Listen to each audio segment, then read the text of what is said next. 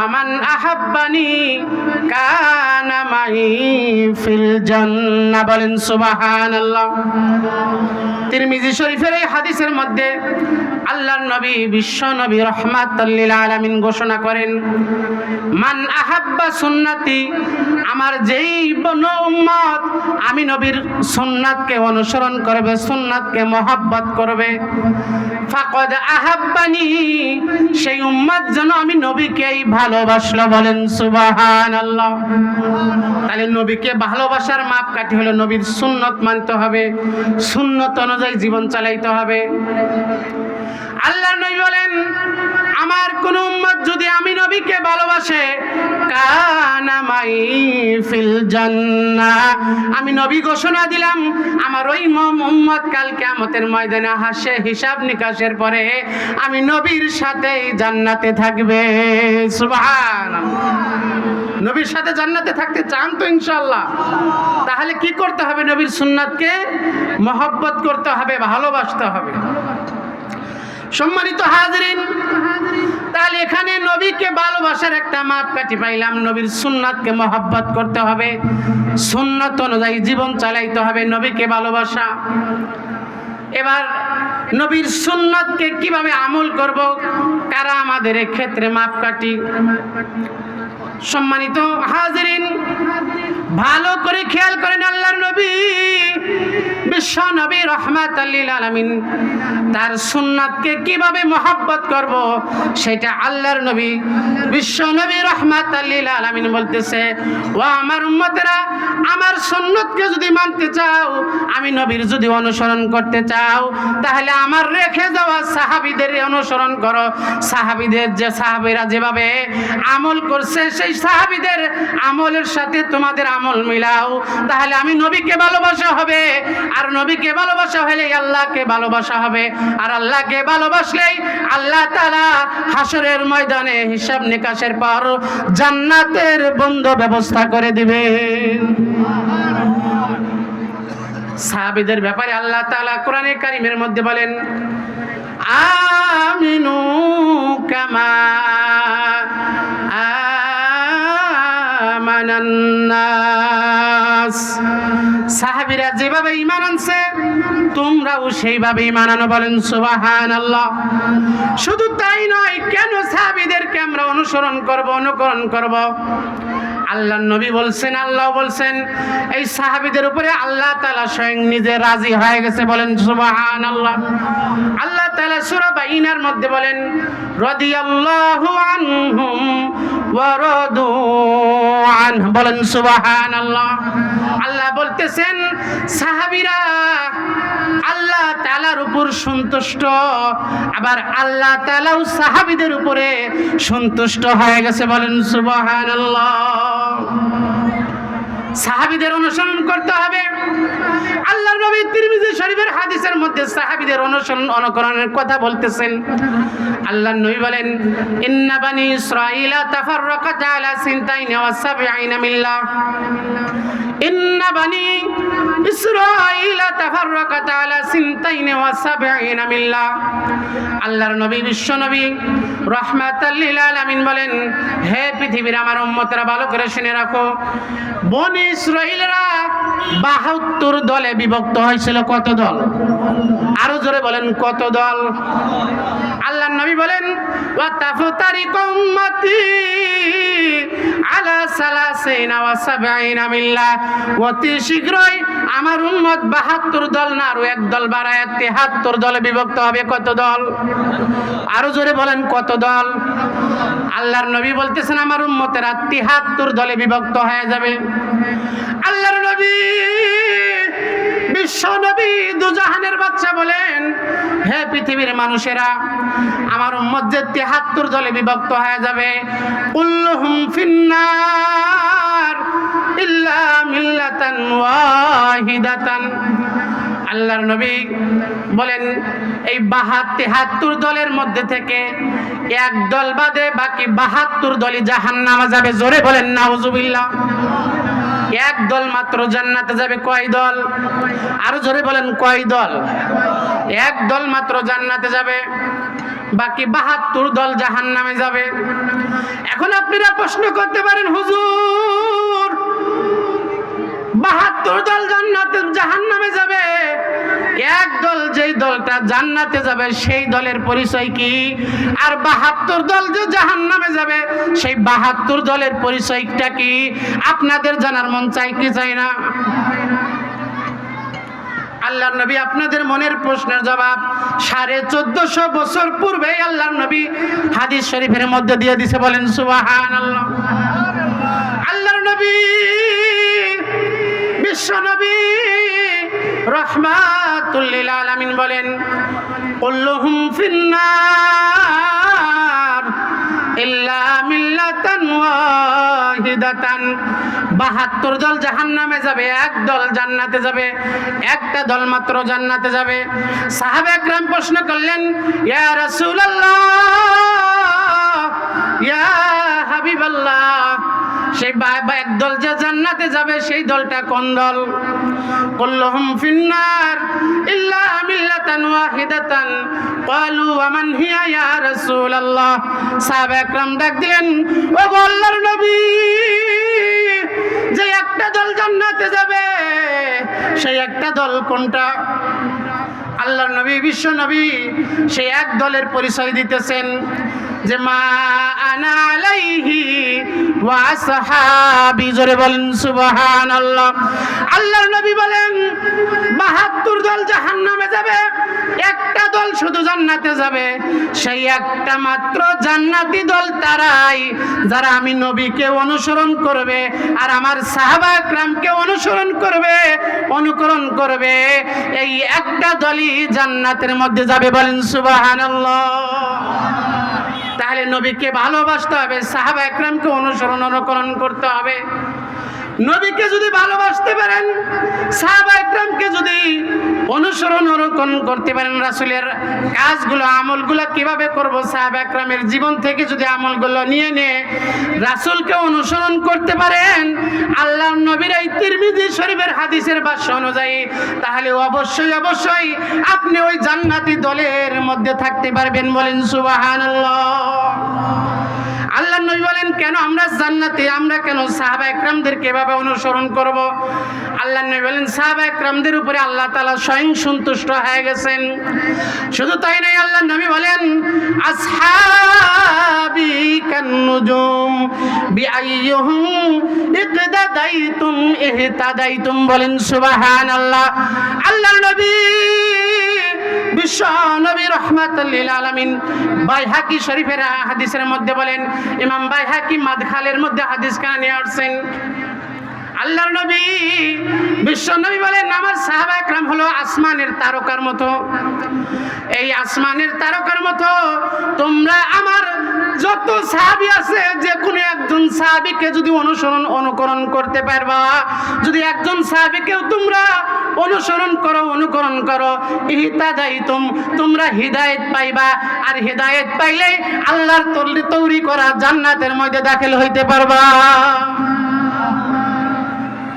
আল্লাহর নবী বিশ্ব নবী রাহমাতুল লিল আলামিন সাহাবাইদেরকে একবার বলেন, প্রত্যেক দিন আপনারা প্রত্যেক জুমার মধ্যে হাদিসটা শুনেন। আল্লাহর নবী তিরমিজি শরীফের মধ্যে হাদিস কেন আসছেন? আল্লাহর নবী বিশ্ব নবী বলেন, আল্লাহ আল্লাহ ফি আসহাবি লা তাত্তাখিযুহুম গরাদাম মিন বাদি। আল্লাহর নবী বিশ্ব নবী রাহমাতুল লিল আলামিন বলেন, হে আমার উম্মতেরা, সাবধান হও, আল্লাহকে ভয় করো, আল্লাহকে ভয় করো। কাদের ব্যাপারে?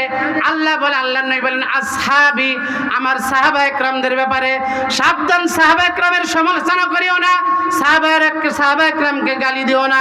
আল্লাহর নবী বলেন সাল্লাল্লাহু আলাইহি ওয়াসাল্লাম বলেন, লা তাত্তাখিযুহুম গরাদাম মিন বাদি, আমার পরে আমার সাহাবা একরামদেরকে তোমরা হাসি তামাশার পাত্র বানাইও না, তাদেরকে নিয়ে তোমরা আলোচনার পাত্র বানাইও না।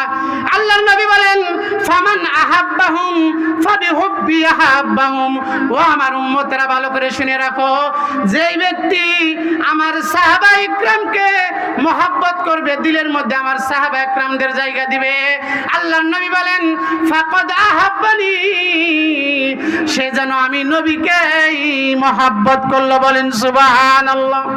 তাহলে সাহাবা একরামকে ভালোবাসা মানে নবীকে ভালোবাসা, সাহাবা একরামকে মহব্বত করা মানে নবীকে অনুসরণ করা, সাহাবা একরামকে অনুসরণ করা মানে নবীকে অনুসরণ করা। আল্লাহর নবী বলেন মান ফামান আহাব্বানি ফাকাদ আহাব্বানি ওয়া মান আবগাদাহুম ফাবিবুগদি আবগাদাহুম, আর যারা আমার সাহাবা একরামের অনুসরণ করবে না, তাদের সমালোচনা করবে, তাদেরকে কষ্ট দিবে, তারা যেন আমি নবীকেই কষ্ট দিলে। জোরে জোরে বলেন নাউজুবিল্লাহ। শুধু তাই নয়, আল্লাহর নবী বলেন ওয়ামান আযাহুম ফাকাদ আযানি, ও আমার উম্মতেরা ভালো করে শুনে রাখো, তোমাদের মধ্যে যে কেউ আমার কোন সাহাবীকে কষ্ট দিল, সে যেন তারা যেন আমি নবীকেই কষ্ট দিল। জোরে বলেন নাউজুবিল্লাহ। আল্লাহর নবী বলেন ওয়ামান আযানি ফাকাদ আযাল্লাহ, যে ব্যক্তি আমি নবীকে কষ্ট দিল, আমার নবীর পন্থ এটা ক্ষান্ত থাকলো না। নবীকে কষ্ট দেওয়া মানে স্বয়ং আল্লাহ রব্বুল আলামিনকে কষ্ট দেওয়া। আমাদের মাইকম্যান ভাইরা কই? ভাই ভীষণ হইতেছে।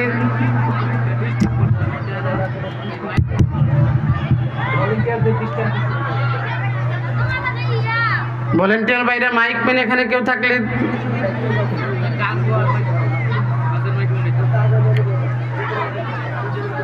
আল্লাহর নবী বিশ্ব নবী রাহমাতুল লিল আলামিন বলেন ওয়ামান আযানি ফাকাদ আযাল্লাহ, যে ব্যক্তি আমার সাহাবা একরাম বলেন আল্লাহর নবী বলেন যে ব্যক্তি আমি নবীকে কষ্ট দিল, সে যেন স্বয়ং আল্লাহ তাআলাকে কষ্ট দিল।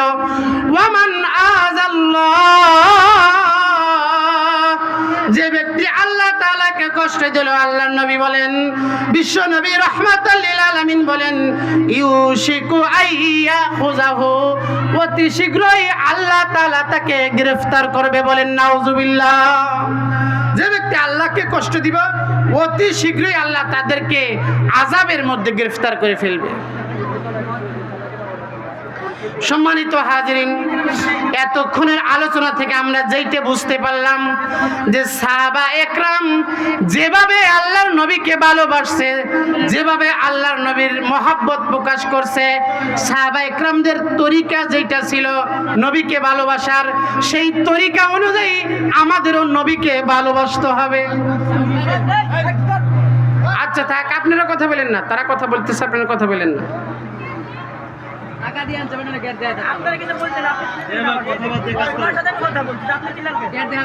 আচ্ছা ভাই কথা বলেন না।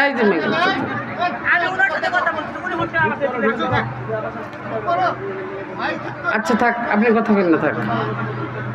তাহলে এতক্ষণের আলোচনা থেকে আমরা কি বুঝলাম? এতক্ষণের আলোচনা থেকে আমরা যতটুকু বুঝতে পারলাম শিক্ষা, সেটা হলো আল্লাহর নবীকে ভালোবাসতে চাইলে তাহলে সাহাবা একরামের পদ্ধতি অনুসরণ করতে হবে।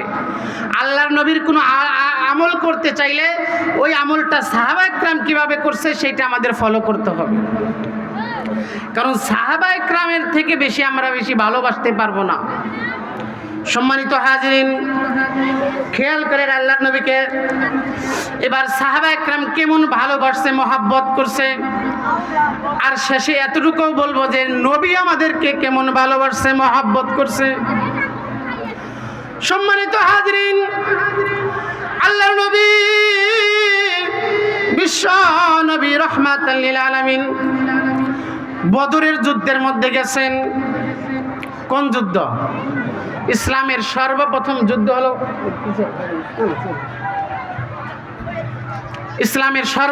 যুদ্ধ হলো বদরের যুদ্ধ। এই যুদ্ধটা খুবই কষ্টদায়ক যুদ্ধ ছিল। আল্লাহর নবী বিশ্ব নবী রাহমাতুল লিল আলামিন বদরের যুদ্ধের মধ্যে গেছেন। সাহাবা একরাম রাসূলকে কেমন ভালোবাসেন আল্লাহর নবী দেখতেছেন। বদরের যুদ্ধের মধ্যে যে জায়গায় আল্লাহর নবী তাবু করছেন ওই জায়গায় বালু, পা ফালাইলে পা দেবে পরে পিছলা যায়, ওই জায়গার মধ্যে যুদ্ধ জিহাদ করতে কষ্ট হবে। আল্লাহ নবী বিশ্ব নবী রাহমাতাল লিল আলামিন কাফেরদের দিকে লক্ষ্য করে দেখলেন তারা খুব ভালো জায়গার মধ্যে আছে, পানিও তাদের কাছে। এবার আল্লাহ নবী চিন্তায় পড়ে গেছেন। আল্লাহ তাআলা নবীকে সান্ত্বনা দিয়ে বলতেছেন, নবী আপনি চিন্তা করেন না, বদরের যুদ্ধে আমি আল্লাহ আপনাকে আনছি। ও নবী আপনি চিন্তা করেন না, আপনার জন্য আমি আসমানের ফেরেশতা পাঠায়া বদরের যুদ্ধে আমি আল্লাহ আপনাকে বিজয়ী দান করে দিব।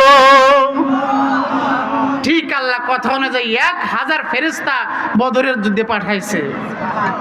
তারা ধারাবাহিক আসিয়া কাফেরদের সাথে যুদ্ধ করছে। আল্লাহ তাআলা বদরের যুদ্ধে প্রথম যুদ্ধে আল্লাহ তাআলা নবীকে বিজয়ী দান করছে। বলেন সুবহানাল্লাহ। আল্লাহ নবী চিন্তায় পড়ে গিয়েছিলেন যে এই জায়গার পরিবেশটা বেশি সুবিধার না, কি হয় না হয়। সাহাবে একরাম তো ইতিপূর্বে আর কোনো যুদ্ধ জিহাদ করে নাই।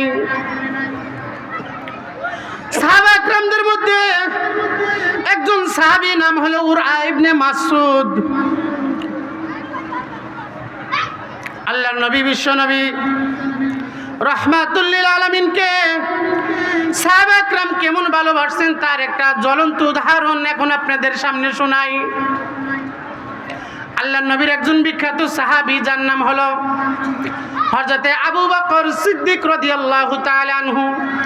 আমার এই ঘটনা বলার উদ্দেশ্য হলো সাহাবা একরাম কেমন নবীকে ভালোবাসছেন, আমাদেরও তেমন ভালোবাসতে হবে।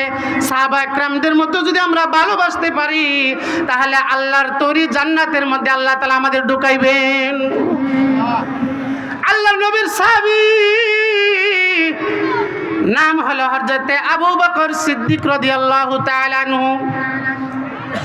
আবু বকর সিদ্দিক রাদিয়াল্লাহু তাআলা আনহু আল্লাহর নবীকে কেমন ভালোবাসেন। আল্লাহর নবী শুধু একদিন হিজরতের রাতের আল্লাহর নবীকে শুধু একটু কানে কানে বলছে, আবু বকর পরিস্থিতি ভালো না, সমস্ত সাহাবা একরামকে আমি হিজরত করার জন্য অনুমতি দিয়ে দিয়েছি। আবু বকর হিজরত করতে হবে, প্রস্তুতি থাইকো। আল্লাহর নবী হঠাৎ করে একদিন রাত্রে আল্লাহর নবী আবু বকরের হিজরতের রাতে ঘরের মধ্যে টোকা দিলেন। টোকা দেওয়ার সঙ্গে সঙ্গে ভিতর থেকে ঠাস করে আবু বকর সিদ্দিক রাদিয়াল্লাহু তাআলা আনহু ঘরের দরজা খুলে দিয়েছেন। আল্লাহর নবী ডাক দেয়, আবু বকর এই গভীর রাতে তোমাকে আমি ডাক দিলাম, আবু বকর রে তুমি কি ঘুমাও নাই? আল্লাহর নবী আবু বকরকে কথা বলার সঙ্গে সঙ্গে আবু বকর ডাক দিয়ে বলে, ইয়া রাসূলুল্লাহ, ইয়া হাবিবাল্লাহ, আপনি যেদিন আমাকে বলছেন আবু বকর হিজরত করা লাগতে পারে তৈরি থাকো। আল্লাহর নবী গো, আমি আল্লাহর শপথ করে বলতেছি ওই দিনের পর থেকে আজ পর্যন্ত আমি আবু বকর রাত্রে বেলায় বিছানায় পিঠ লাগাই নাই।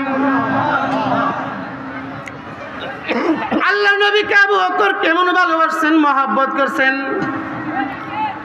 আল্লাহর নবী বিশ্ব নবী বলেন, আবু বকর দেরি করা যাবে না, চলো আমরা দ্রুত আমরা মক্কা নগরী ত্যাগ করে আমরা নিরাপদ স্থানের মধ্যে চলে যাই। সম্মানিত হাজিরিন, মুসলমান আল্লাহর গোলাম দিল লাগায় শুনেন, আল্লাহর নবী হিজরত করার জন্য আবু বকরের ঘর থেকে বের হয়ে মদিনার দিকে সর্বপ্রথম রওনা দেন নাই, উল্টা পথে রওনা দিছেন। যেই পথটা হলো মক্কা থেকে দক্ষিণ দিকে জাবালে সুরের দিকে রওনা দিছেন। একটা পাহাড়ের নাম হলো জাবালে সুর। আল্লাহর নবী আবু বকর নিয়া রাতের অন্ধকারে জাবালে সুরের সমতল ভূমি থেকে জাবালে সুরের যে গুহার মধ্যে আল্লাহর নবী হিজরতের রাত্রের মধ্যে অবস্থান করছিলেন, সমতল ভূমি থেকে 2500 ফিট উপরে। এখনো তো ওঠার জন্য সিঁড়ি দেওয়া আছে, আল্লাহ নবীর সময় কিন্তু কোনো সিঁড়ি দেওয়া ছিল না। আল্লাহ নবী সুন্দর মানুষ ছিলেন, শরীরের অঙ্গ প্রত্যঙ্গগুলো খুব নরম ছিল।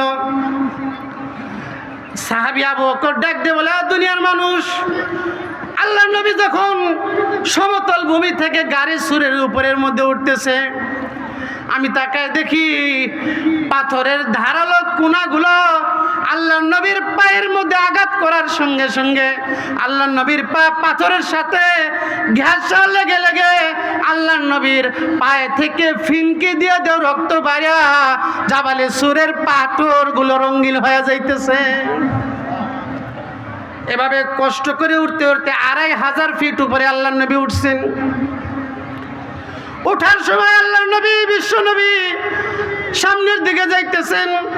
এমত অবস্থায় আবু বকর সিদ্দিক রাদিয়াল্লাহু তাআলা আনহু একবার আল্লাহ নবীর সামনে যায়, আবার একটু পরে আল্লাহ নবীর পিছনের দিকে যায়, আবার একটু পর ডানে যায়, আবার একটু পরে বামে যায়।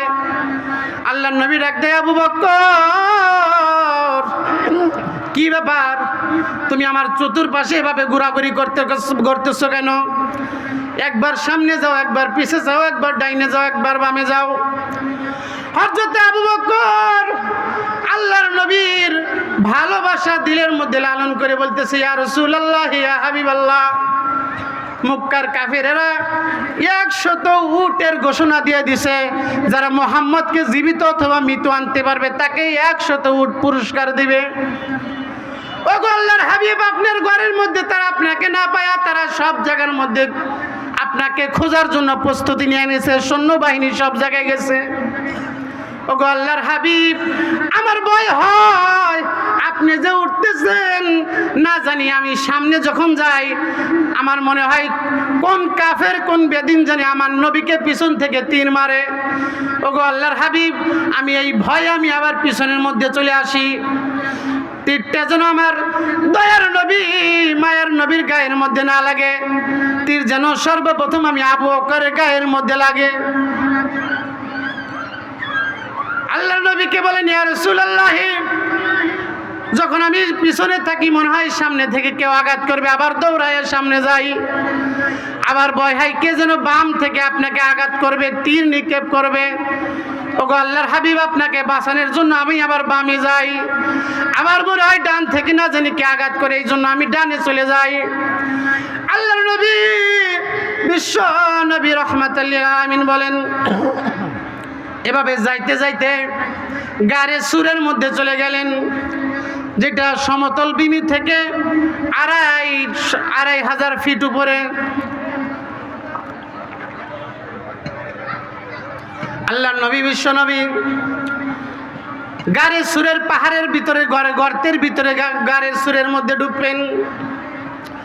এই গুহার মধ্যে ঢোকার সঙ্গে সঙ্গে আবু বকর বাহির থেকে বললেন, ইয়া রাসূলুল্লাহ, ইয়া হাবিবাল্লাহ, আপনি গর্তের মধ্যে ঢুকেন না, আমি আগে প্রবেশ করি। আল্লাহর নবী ডাক দেয়, আবু বকর তুমি আগে প্রবেশ করবা কেন? আবু বকর ডাক দিয়ে বলে, ইয়া রাসূলুল্লাহ, ইয়া হাবিবাল্লাহ, ওই গর্তে অনেক দিন যাবৎ পরিত্যক্ত অবস্থায় আছে, কেউ কোনোদিন ঢুকছে কিনা তাও আমরা জানি না। ওগো আল্লাহর হাবিব, এই গর্তের ভিতরে যদি কোনো পোকামাকড় বিষধর কোনো কিছু থেকে থাকে, সর্বপ্রথম যদি ওই বিষধর বিচ্ছু যদি আঘাত করে, সর্বপ্রথম আমি আবু বকরে আঘাত করুক, আমি আবু বকর মারা যাই, তবে যেন আল্লাহর নবী দয়ার নবী জীবিত থাকে। বলেন সুবহানাল্লাহ। হযরত আবু বকর গুহার ভিতরে ঢুকে পরিষ্কার করছেন, দেখে অনেকগুলো ছিদ্র, আজও পর্যন্ত সেই গাড়ে সুরের মধ্যে ছিদ্রগুলো এখনো আছে। হযরত আবু বকর নিজের পাগড়ি খুলিয়া ওই গাড়ে সুরের গর্তগুলো নিজে বন্ধ করতেছেন। বন্ধ করতে করতে এক পর্যায়ে 2টা গর্ত বন্ধ করার জন্য আর কোনো কাপড় নাই। হযরত আবু বকর ভালো করে বসিয়া ওই 2টা গর্তের মধ্যে পায়ের গোড়ালি ঢুকাইয়া দিছে। পায়ের গোড়ালি ঢুকা দিয়ে আল্লাহর নবীকে ডাক দেয়, ওগো আল্লাহর হাবিব, আর দেরি করেন না, গর্ত এখন নিরাপদ, আপনি ভিতরে প্রবেশ করেন। সুবহানাল্লাহ। আল্লাহর নবী 2500 ফিট উপরে উঠছে, ক্লান্ত। আবু বকর বসে আছে। আল্লাহর নবী ডাক দেয়, আবু বকর আমি তো ক্লান্ত, আমি কি একটু বিশ্রাম নিতে পারি? আবু বকর ডাক দেয়, ইয়া রাসূলুল্লাহ, ইয়া হাবিবাল্লাহ, অবশ্যই আপনি বিশ্রাম নেবেন। আপনি আমার এই উরুর উপর, থুরার উপর মাথা রাখিয়া আপনি শুয়ে পড়েন। আমি আবু বকর জীবিত, আমি আবু বকর জাগ্রত আছি, কোনো সমস্যা নাই। আল্লাহর নবী ক্লান্ত শরীর নিয়ে শুইছে, শোয়ার সাথে সাথে ঘুম চলে আসছে। আল্লাহর নবী ঘুমের মধ্যে বিভোর হয়ে আছে, ঘুমাইতেছেন। এমতো অবস্থায় ওই যে গুহার মধ্যে গর্ত আছে, গর্তের মুখ থেকে একটা সাপ বের হওয়ার জন্য অনেক চেষ্টা করতেছে, কিন্তু সব গর্ত তো বন্ধ। খুঁজতে খুঁজতে আবু বকর যে গর্তের মধ্যে পা ঢুকায় রাখছে। আল্লাহর নবী বিশ্ব নবী রহমাতাল লিল আলামিন বলেন, হযরত আবু বকর যেই গর্তের মধ্যে পা ঢুকায় রাখছেন, ওই সাপটা গর্তের মুখ বরাবর আসিয়া আবু বকরের পায়ের মধ্যে খুঁতে এভাবে ধাক্কা দিতেছে। আবু বকর পা নড়াচড়া করেন না। এক পর্যায়ে সাপটা দেরি না করে আবু বকরের পায়ের মধ্যে দংশন করে দিছে। বিষাক্ত সাপ যখন হযরত আবু বকরকে ধ্বংস করে দিছেন, আবু বকরের পুরা শরীরটা বিষে জর্জরিত হয়ে গেছে। বিষের যন্ত্রণা আবু বকর সহ্য করতে পারেন না। আল্লাহর নবী বিশ্ব নবী তো ঘুমায় আছেন। আবু বকর সহ্য করতে না পারে মনের অজান্তেই কষ্টে বিষের বেদনায় হযরত আবু বকরের চোখ থেকে দরদর করে পানি পড়তেছেন। আল্লাহর নবীর ঘুম ভেঙে যাবে, এই জন্য আবু বকর আল্লাহর নবীকে ডাক দেয় না। হযরত আবু বকর রাদিয়াল্লাহু তাআলা আনহু, আল্লাহর নবীর কষ্ট হবে এই জন্য জোরে আওয়াজ দিয়ে কান্নাও করেন না। এমত অবস্থায় কাঁদতে কাঁদতে একটা চোখের গরম পানি আল্লাহর নবীর চেহারা মোবারকে পড়ে গেছে। আল্লাহর নবীর ঘুম ভেঙে গেল। আল্লাহর নবী বিশ্ব নবী রহমাতাল লিল আলামিন হযরত আবু বকরের দিকে তাকায়, দেখে পুরা শরীর কালো হয়ে গেছে। আল্লাহর নবী দেখে আবু বকরের চোখের মধ্যে পানি।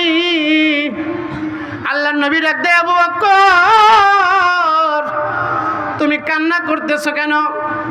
আব্বা মাকে মক্কার মধ্যে রাখিয়েছো, এই জন্য কি কষ্ট লাগতেছে নাকি? আবু বকর কান্দে না, ডাক দেয়, ইয়া রাসূলুল্লাহ, ইয়া হাবিবাল্লাহ, আমি আব্বা আম্মার থেকে আপনাকে অনেক গুণে বেশি ভালোবাসি, মহব্বত করি। বলেন সুবহানাল্লাহ। বলেন, ইয়া রাসূলুল্লাহ, আব্বা আম্মার জন্য কান্দি না। আল্লাহর নবী বিশ্ব নবী রহমাতাল লিল আলামিন ডাক দেন, আরে আবু বকর, তাহলে কি তোমার সন্তানাদির কথা মনে পড়ছে নাকি? আবু বকর ডাক দেয়, ইয়া রাসূলুল্লাহ, ইয়া হাবিবাল্লাহ, সন্তানেদের কথাও আমার মনে পড়তেছে না। আল্লাহর নবী ডাক দেয়, আবু বকর তাহলে চোখের পানি কেন, কান্দো কেন? আবু বকর ডাক দেয়, ইয়া রাসূলুল্লাহ, ইয়া হাবিবাল্লাহ, আমার পায়ের মধ্যে কোন বিচ্ছু যেন দংশন করছে গো আল্লাহর নবী। বিষের বেদনা আমি সহ্য করতে পারতেছি না, আমার পুরা শরীর ঠান্ডা হয়ে যাইতেছে গো আল্লাহর নবী। ওগো আল্লাহর হাবিব, বিষের যন্ত্রণায় আমার চোখ দিয়া দরদর করে পানি পড়তেছে গো আল্লাহর নবী। আল্লাহর নবী ডাক দেয়, পা উঠাও। আবু বকর যখন পা উঠাইলেন, আল্লাহর নবীর থুতু মুবারক আবু বকরের ক্ষত স্থানের মধ্যে লাগাই দেওয়ার সঙ্গে সঙ্গে সমস্ত বিষ বেদনা আল্লাহ তাআলা দূর করে দিলেন। বলেন সুবহানাল্লাহ। জিকির করি লা ইলাহা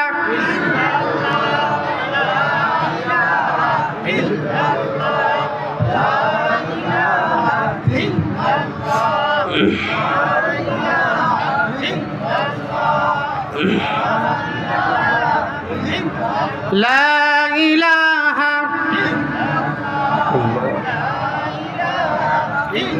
লা ইলাহা ইল্লাল্লাহু মুহাম্মাদুর মুহাম্মাদুর রাসূলুল্লাহ সাল্লাল্লাহু আলাইহি ওয়াসাল্লাম। এটা ছিল সাহাবা একরামদের প্রেম মহব্বত। এই অবস্থায় যদি আমরা পড়ি, এই জন্য সাহাবা একরাম কিভাবে নবীকে মহব্বত করছে, ভালোবাসছে, সাহাবা একরাম থেকে আমাদের প্রেম মহব্বত শিখতে হবে। আল্লাহর নবীর একজন সাহাবী যার নাম হলো উকবা, হাদিসের মধ্যে নিয়ে আসছেন যুদ্ধের এলান হয়ে গেছে, সাহাবা একরাম নবীকে কেমন ভালোবাসছে এটা আমি বুঝাইতে চাইতেছি। জীবনের থেকেও বেশি ভালোবাসছে। এই জন্য আল্লাহ কোরআনে কারিমে বলেও দিছে, আন-নাবিয়্যু আউলা বিল মুমিনিনা মিন আনফুসিহিম। মুমিনদের কাছে নবী তার জীবনের চাইতেও বেশি ভালোবাসার পাত্র। নবীকে নিজের জীবনের থেকেও বেশি ভালোবাসতে হবে, আর মুমিনের প্রত্যাশাই এটা। মুসলমান আল্লাহর গোলাম, একটু খেয়াল করেন, আল্লাহর নবীর একজন সাহাবী যার নাম হলো উকবা, তার একজন সন্তান আছে, যেই সন্তানের নাম হলো বাশির। এই যুদ্ধের যখন এলান হয়ে গেল, আল জিহাদ মদিনার মধ্যে যুদ্ধের এলান হয়ে গেছে, উকবা দেরি করেন নাই, আল্লাহর নবী যুদ্ধের জন্য ডাকছেন, আর দেরি করা যায় না। যেখানে নবী যাবেন সেখানে তো আমাদের দেরি করার কোনো উপায় নাই। মুসলমান সাহাবা একরামদের এই ঘটনা থেকে আমাদের অনেক শিক্ষা আছে। উকবা দেরি করেন নাই, যুদ্ধের ময়দানে চলে গেছেন। তার একটা সন্তান আছে যার নাম হলো বাশির। উকবা যুদ্ধের ময়দানে জিহাদ করতেছেন, যুদ্ধ করতেছেন। যুদ্ধ করতে করতে এক পর্যায়ে আল্লাহ তাআলা উকবাকে কবুল করে নিয়েছেন, যার বদৌলতে আল্লাহ তাআলা উকবাকে শাহাদতের পেয়ালা পান করায় দিয়েছেন। বলেন সুবহানাল্লাহ। উকবা জিহাদের ময়দানে শহীদ হয়ে গেছে। সম্মানিত মুসলমান, খেয়াল করেন, উকবা যখন জিহাদের ময়দানে শহীদ হয়ে গেলেন, এবার সমস্ত মানুষ মদিনার দিকে আসতেছে। মুজাহিদরা যারা জীবিত আছে মদিনার দিকে আসতেছেন। ওই উকবার একটা সন্তান ছিল, বয়স মাত্র 6 থেকে 7 বছর। তার মা দুনিয়ায় জীবিত নাই, ভাই বোনও নাই, শুধু বাপই ছিল। মুজাহিদরা আসতেছে, তার ছেলের নাম হলো বাশির। বাশিরও তাকায় রয়েছে, মদিনার গেটের মধ্যে তাকায় রয়েছে যে আমার বাবা জিহাদের মধ্যে গেছে, আমার বাবাও তো যুদ্ধ থেকে চলে আসতেছে, অথচ তার বাবা যে যুদ্ধের মধ্যে শহীদ হয়ে জান্নাতে চলে গেছে সেটা কিন্তু এই 7 বছরের শিশু জানে না।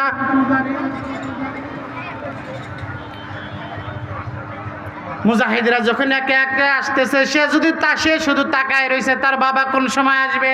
সিরিয়াল ধরে মুজাহিদরা মদিনার মধ্যে প্রবেশ করতেছে। সমস্ত মুজাহিদ যখন প্রবেশ করা শেষ, বাশির আল্লাহর নবীকে ডাক দিয়ে বলতেছেন, ইয়া রাসূলুল্লাহ, ইয়া হাবিবাল্লাহ,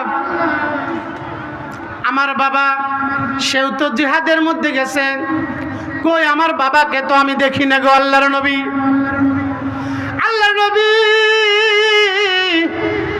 বাশির ইবনে উকবার দিকে তাকায়, দেখে ছোট্ট একজন বাচ্চা। বলে, বাবা তোমার আব্বার নাম কি? বলে, উকবা। আল্লাহর নবী তো জানেন তার বাবা শহীদ হয়ে আল্লাহর তৈরি জান্নাতের মধ্যে চলে গেছেন। এখন এই ছোট্ট 7 বছরের সন্তানকে আল্লাহর নবী কিভাবে বুঝাইবেন?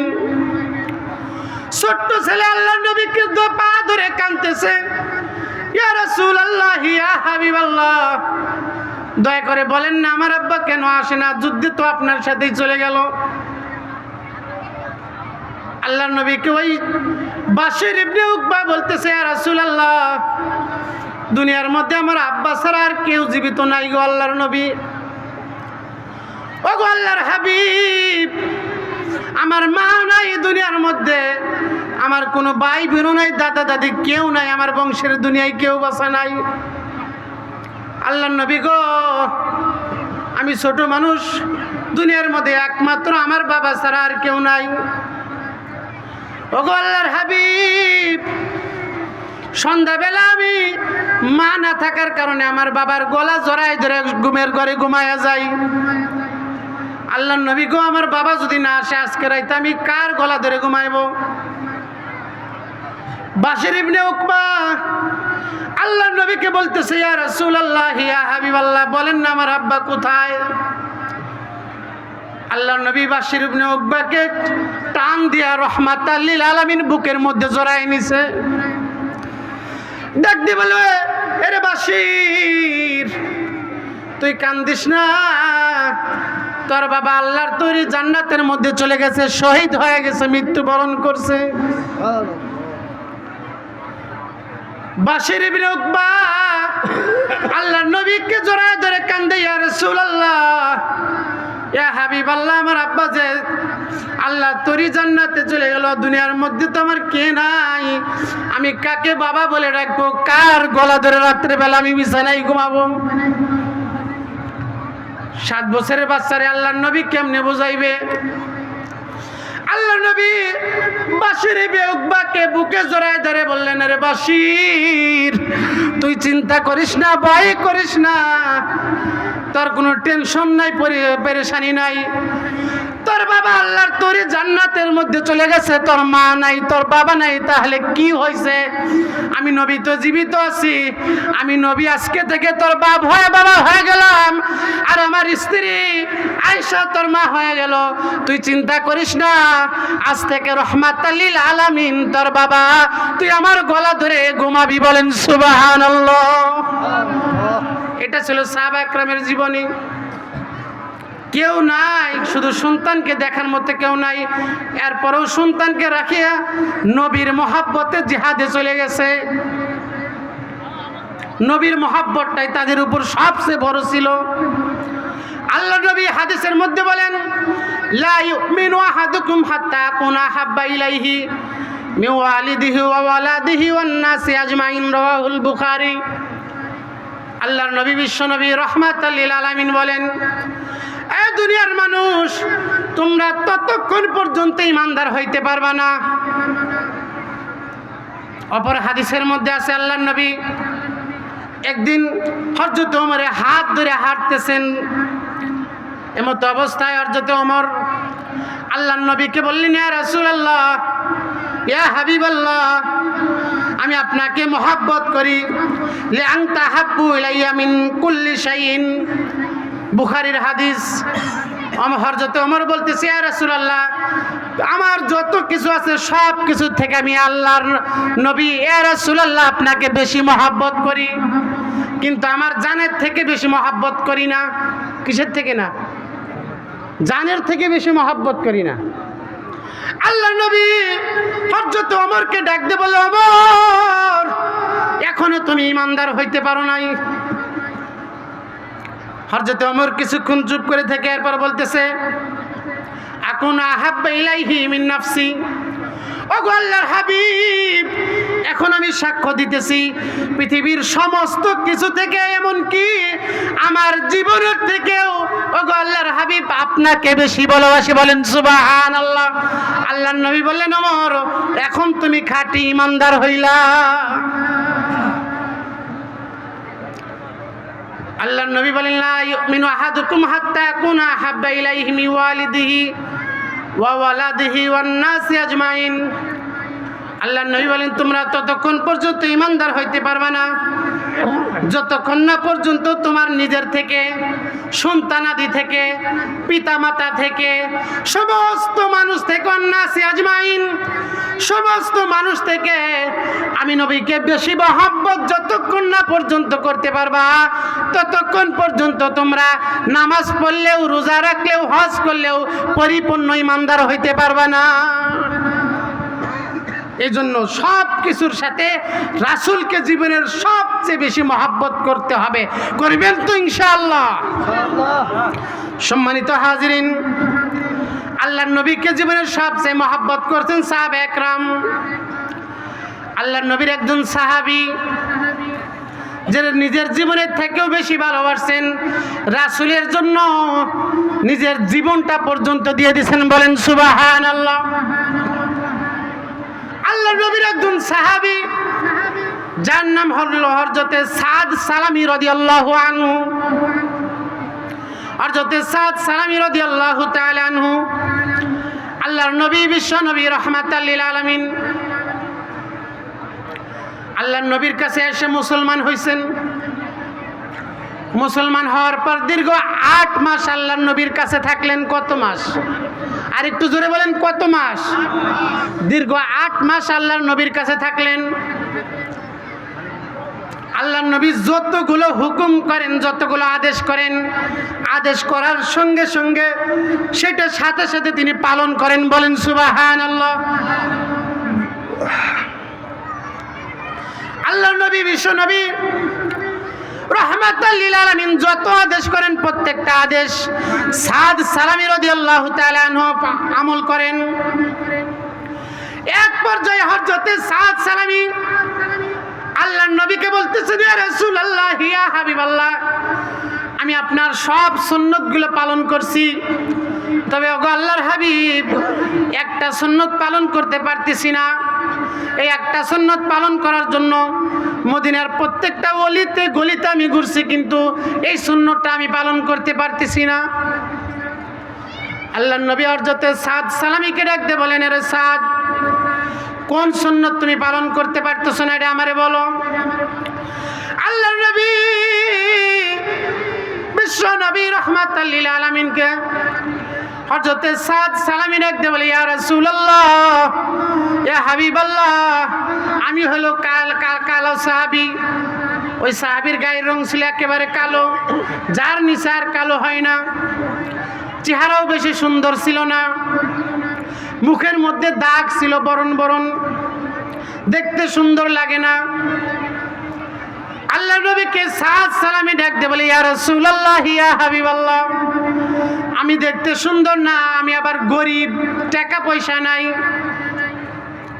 আল্লাহর নবীকে বলেন, ওগো আল্লাহর হাবিব, বিবাহ করার সুন্নাত, আপনার এই বিবাহের সুন্নাতটা পালন করার জন্য মদিনার প্রত্যেকটা অলিতে গলিতে ঘুরছি, কেউ আমার সাথে মেয়ে দেয় না। আমি 1 নাম্বার হলো আমি গরিব, 2 নাম্বার হলো দেখতে সুন্দর না, কালো।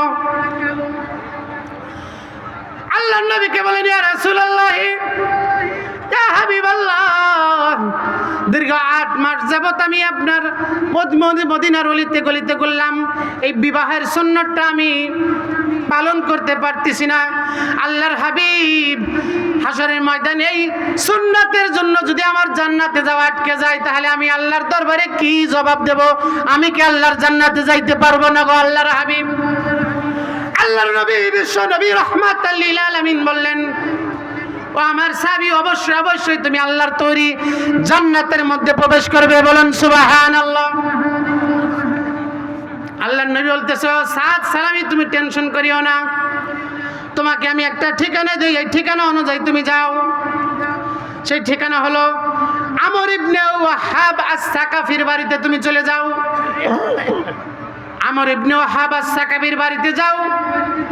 সে অনেক বড় লোক মানুষ, শিল্পপতি মানুষ। তার একটা মেয়ে আছে, মেয়েও এলাকার মধ্যে সবচেয়ে বড় সুন্দরী।